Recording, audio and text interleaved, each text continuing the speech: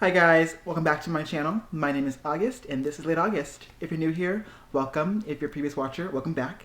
As always, I am sending you love and light, and I am back with another reaction for you guys today. I am back with the video Dear Karl. It is the little full-length version of the video from the episode 6, I believe, of Gaya Sa Pelikula. It's the episode where Vlad confesses undying love to Karl and everything goes haywire. But anyway guys, let's dive into this video. It's super short, so it's going to be a really short video today. But before that, make sure you hit subscribe, turn on the notification bell, give this video a thumbs up if you feel so inclined to do so. Also share it and follow me on my socials. I'll put them in my hands now. Anyway, I'll see you on the other side of the opening sequence.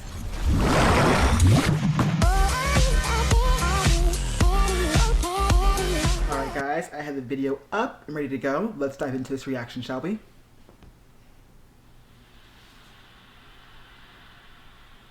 Dear Karl.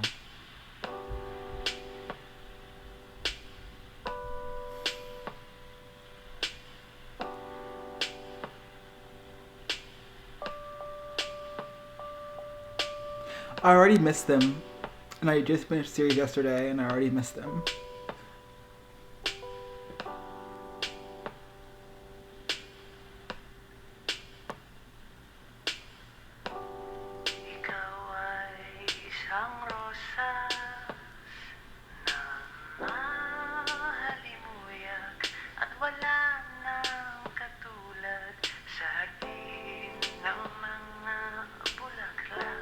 Again, what an amazing soundtrack this show had.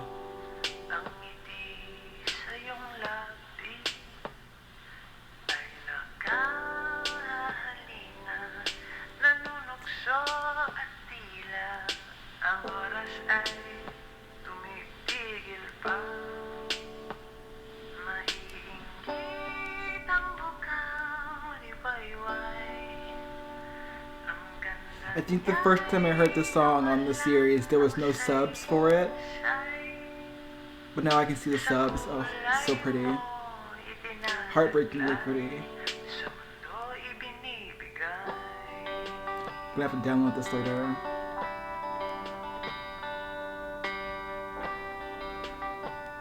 Oh no, these are just... Okay, never mind. I'm so stupid. These are captions that Vlad is inserted into the video. Okay. Duh.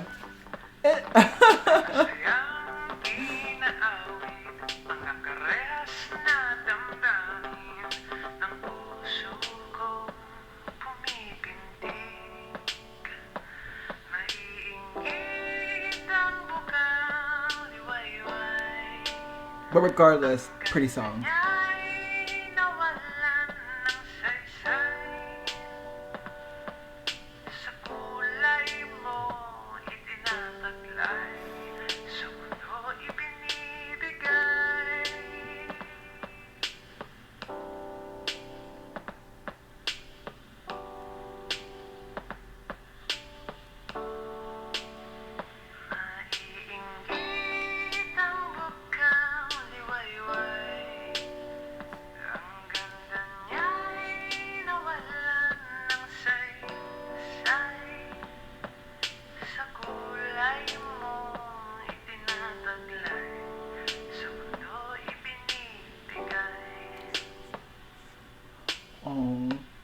Oh. Oh, that last part got me. Ooh. Oh gosh, I'm all misty-eyed now. Oh wow. Oh gosh, well that was really pretty. I really loved that. I loved this series in general. So I'm going to try to do my quick little overview of the series and try to sum up all of my thoughts and feelings about it in this video. First things first, we have to acknowledge the freaking soundtrack of this series. It was so beautiful. I loved that the music really accompanied the show so very well, actually. Just there's no other word for it. It's just very well incorporated into the emotions being portrayed by the actors, and just it was beautiful. I think it just plays into the larger picture of how well the show was done, how artfully it was done. Like, I loved this show. Just a lot. And more so, I loved the director's choices that he made in telling this story. He didn't lay it all out and just spoon feed us the plot. It was kind of like every episode was another piece of the puzzle, and that's how a story should be told. I mean, I don't mind when a plot is super like blah and it's not nuanced or layered like this was. I don't mind. I can watch a show like that, but I really do appreciate a show where the director takes their time and tells a narrative. I've said that 1,000 times. I sound like a broken record, but I just really appreciate that. I think that kudos to the actors and their acting skills. They're both relatively young, and I'm sure they're still both relatively new to acting. So bravo to them. I think I'm going to insert some of my favorite moments of their acting in this video as well, if I remember to do that. But like, they were just these certain scenes, and they were never like super important scenes, but they were scenes where you could see the depth of their acting skills. And I think that's just super, super amazing. Again, for actors who are so young and who are just coming into the industry, I think that is just, it's a testament to how talented they are. Nothing else to say about that. The story overall, though, it was, I think, a very important story to tell, especially in this time where there is just a copious amount of BLs coming out back to back to back. Some of them are great, some of them are just money grabs, obviously. People trying to cash in on this new money train that's going through town. To me, it felt like a love letter that the director was just telling about their story. And you guys have said a few times below in my comments that he is just telling, the story is just pieces of him and his understanding of homosexuality, his understanding of himself. So it's really felt like a love letter to himself, and I really, really love that. I love when a story feels so intimate and personal, and just power that off real quick. It felt so real, and I think that's something that's been missing from the BL industry in general, is a sense of reality, the sense of urgency, and that not every story has a happy ending. Even if it's not heartbreakingly sad, it's still a somber and lonely feeling ending, and that's the kind of ending I got from this show. Not saying it's a bad thing. I loved it. I love the ending of the show because it goes to show that life is not perfect, especially when it comes to love and a relationship. It doesn't end, all roses and sunflowers. Sometimes you're unsure of where you are in life and in your relationship, and that's how this ended. It was this uncertainty. They could get back together or they could not get back together, and it felt, again, very real, because that's how love really is, because you never know where you're going to be day to day. Love is something you take every single day. You can't plan love in advance. You cannot imagine what it's going to be in 10 years, because 2 days later it could change instantly. And that's what I felt about this show, this sense of urgency. And again, like I said, it's a very real story because people actually go through this. People who are out of the closet and people who are in the closet, they do fall in love. And it doesn't always end great. It doesn't always end with one person coming out and it just being this momentous love and celebration of love. Sometimes people have to take their time and really get to know themselves before getting into a relationship. And especially when it's people their age, sometimes we just dive right in. We dive right in without any regard to the ramifications of our actions, because love is, like I said, love is unpredictable, and especially when you are uncertain about who you are. And that's what I loved about this story. There was no there wasn't this sense of, there wasn't this security blanket that a lot of BLs have. The security blanket where, okay, episode 10 is going to be horrible, and then episode 14 is going to be this happy ending. There was not that security blanket in this series. It's all or nothing, and I loved that. There's so much more I could say about this show, but it's just kudos to the director, to the cast, to the crew who worked on the show, because not just the directing, but the cinematography was amazing. Even though there was only one set they were working on, it felt like it was a moving part of the story. It wasn't just a stagnant piece of set and they're just there filming every single day. You saw the changes in the apartment as Vlad moved in. You saw the changes in the building when Anna moved in, and when they moved out, it was just this growing and moving piece. It was its own character.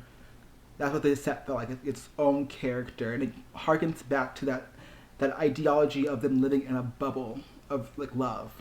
I really, really appreciate that. Everything about this show was just so artfully done, very nuanced and very layered storytelling, which is just chef's kiss, honestly, because there's just so much to unpack in this series, and I'm still unpacking it today. From episodes like 5 episodes ago, I'm still unpacking stuff from that, and that's the kind of show that's going to stick with you for a very long time. And I think that's why a lot of people have fallen in love with this show, because it's going to stick with you. And there's only been a few BLs that I've watched that have really stuck with me, and this is going to be one of them. It's going to be in my top 10 of my favorite BLs, and I really appreciate good art.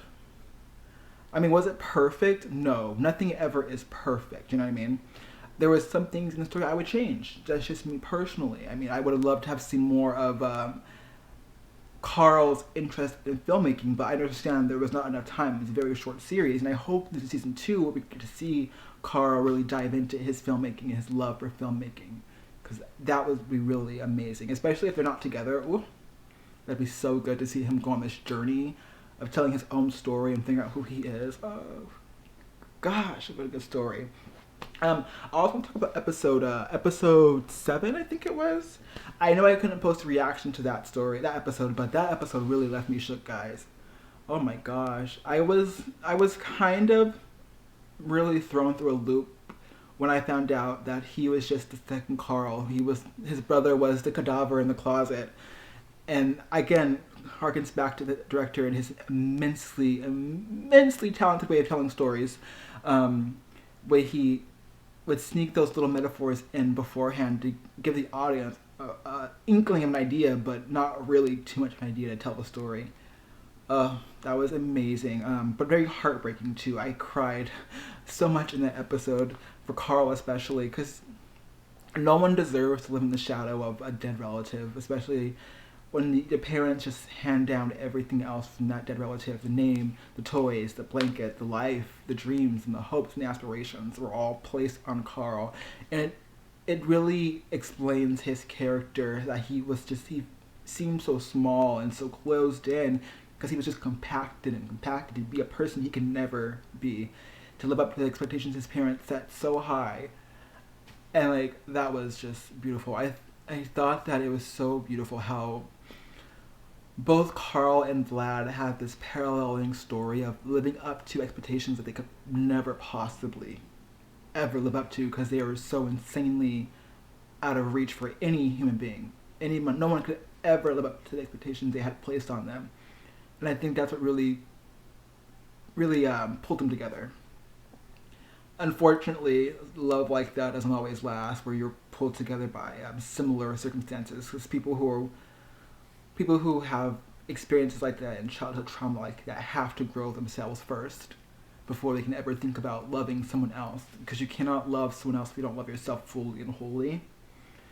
I just think the story it was beautiful, and I think especially I related a lot to Vlad, because I had a lot of parallels in my life with Vlad's life, and I feel like it's a story that anyone can relate to, no matter what your sexuality is or race, religion, or anything like that.